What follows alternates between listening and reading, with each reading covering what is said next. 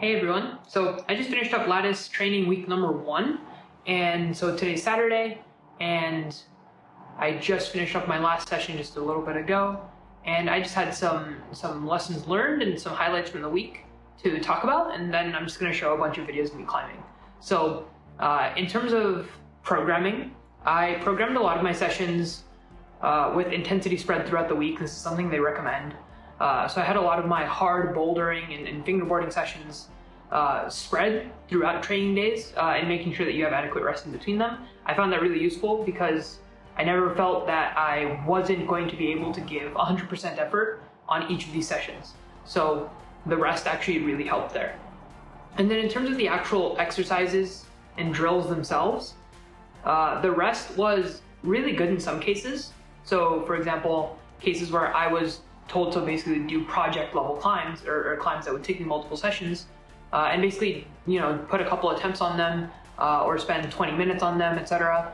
The rest there was really good because I think when I normally climb, I either take no rest at all or I take too much so that when I'm back on the wall, I feel cold again.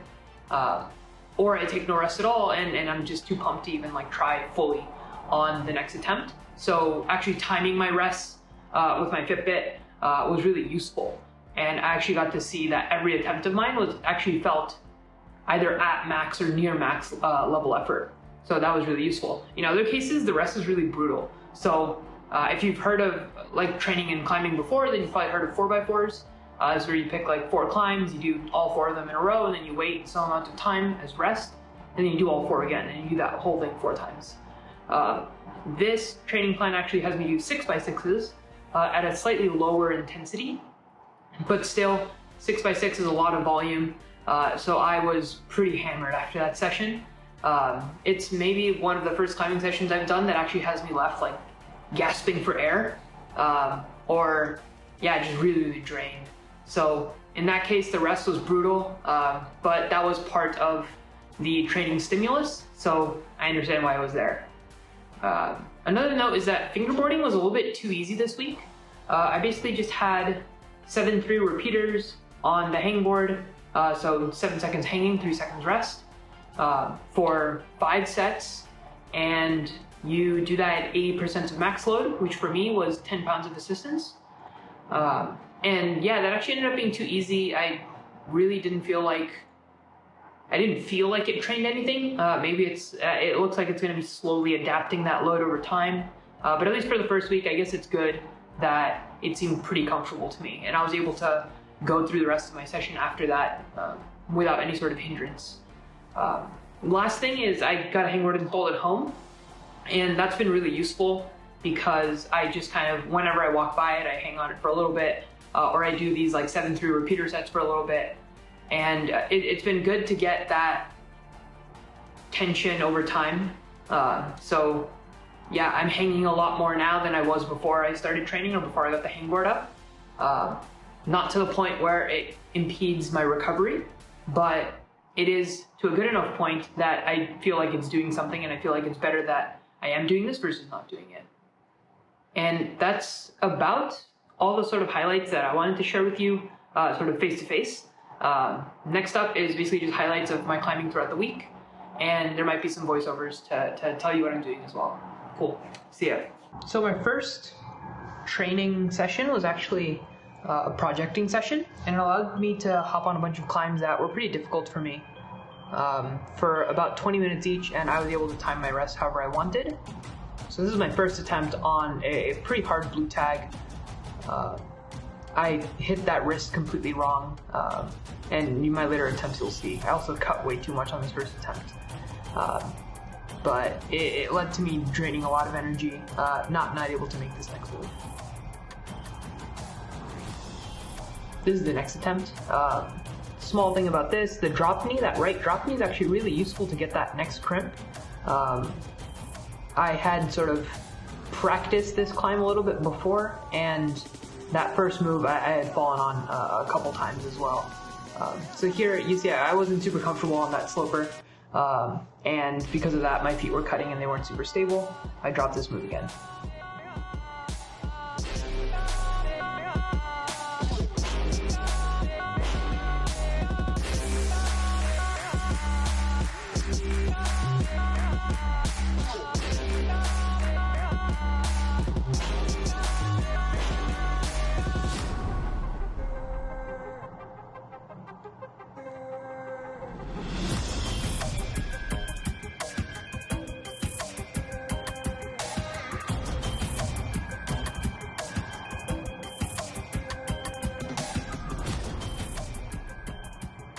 This next attempt was actually one of my most solid attempts, I think. I'm gonna I hit the sloper correctly, get my feet back on.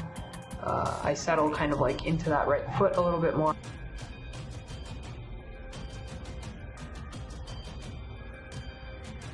And then I go for that next hold and I still miss it. And that crimp was just difficult. And I actually never did hit it in any of my attempts, so that was 20 minutes gone. Then I decided to try this slightly overhanging, crimpy pink problem, which in terms of color grade is actually more difficult than the blue ranges. But it seemed kind of my style, so I thought I'd try it. This is my first effort, and I actually thought this was a really good flash attempt.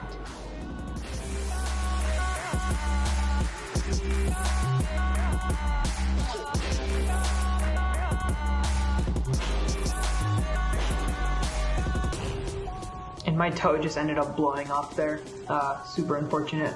I tried to get a better angle on this next attempt, but there were a lot of people in the way. It's okay. They get out soon enough.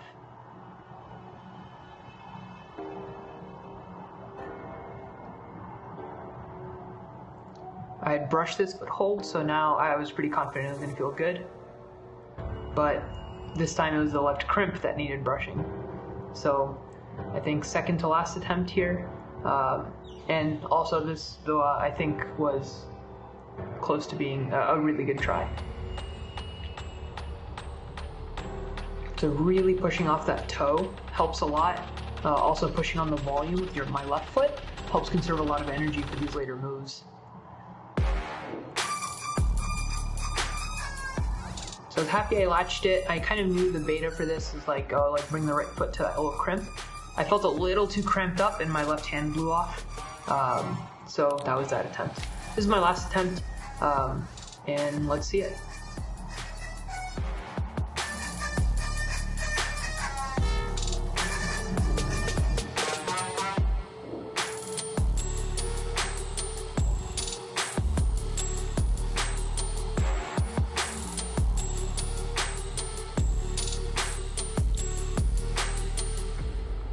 Locked down the crimp, tried to go straight to the slopey crimp on the left there, on the right there, but that didn't work out.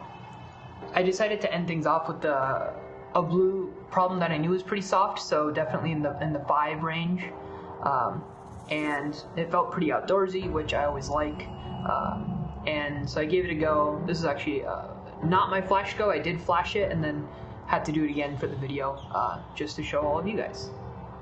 It involves this really high right foot that I thought was pretty crazy, that you'll see up soon.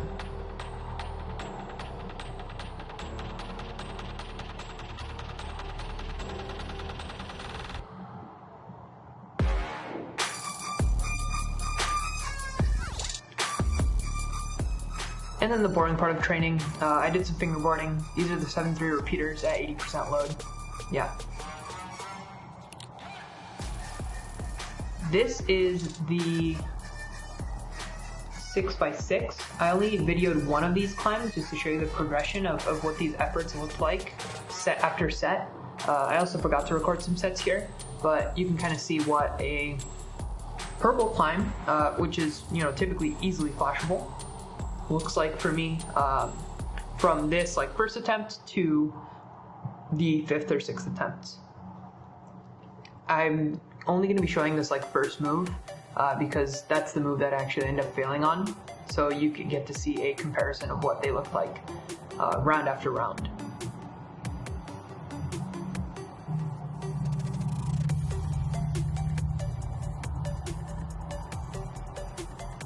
And this is actually my last round. I hadn't recorded some of the earlier ones because there were a sudden influx of people in the gym, and there were a ton of people that would just get in the way of the recording. So this is actually my last set.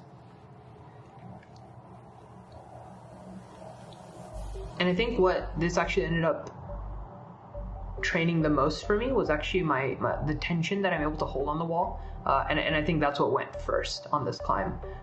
There was just no tension between that left foot and my right hand once I latched the hold. This is my last session, and this was basically doing 3 climbs and spending 3 attempts on them. This is my 3rd attempt that I decided to record. There's some chalk on the camera, but we'll ignore it. So super crimpy, black problem, so V4 to 6. And all the crimps were like half slopey and half flat, so you had to kind of know where the flat bits were to make sure you got the best part.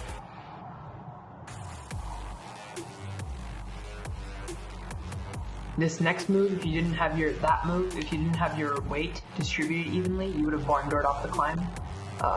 And for these last couple moves, I was pretty maxed up on effort, especially given this was the third attempt.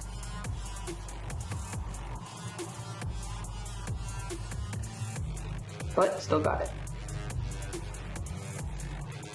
And I always end with a fail in these videos. So this black problem was the third problem, and this is the third round.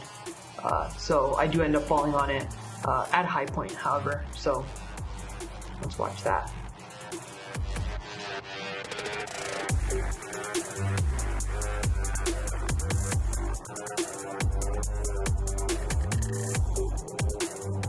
And here the reason I actually fall is because the hold my right hand is on is actually half no-tex. So I ended up putting my foot on the part with no friction at all. So I just slipped off the wall. It was just kind of a simple mistake.